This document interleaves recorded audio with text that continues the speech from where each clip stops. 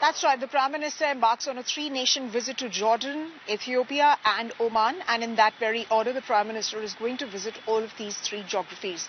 Now, as far as his visit to Jordan is concerned, he will, of course, be meeting with King Abdullah II.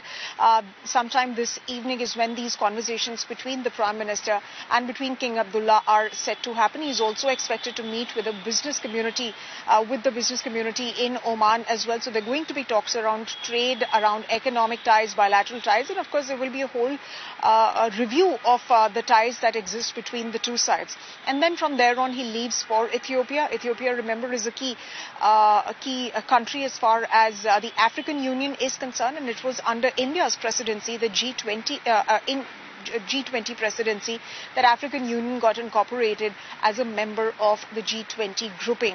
So of course, as far as his Ethiopia stretch of the visit is concerned, he will be meeting the Prime Minister of Ethiopia, and this is the Prime Minister's first visit to Ethiopia. It comes in as the Prime Minister is all set to hold a wide-ranging set of discussions on South-South cooperation in trade diversification.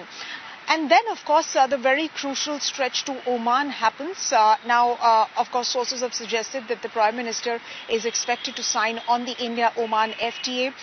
These talks have gotten concluded after 5 rounds. And, of course, Oman is a very significant member for India trade for exports. It's the third largest export destination as far as the Gulf Cooperation Council is concerned. The GCC group of countries is concerned. If we look at bilateral trade, well, bilateral trade between India and Oman stood at $10.6 billion.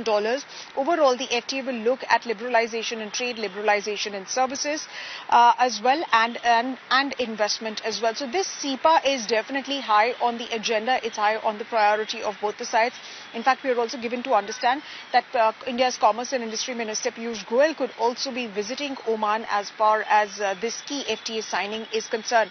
But what else could be expected?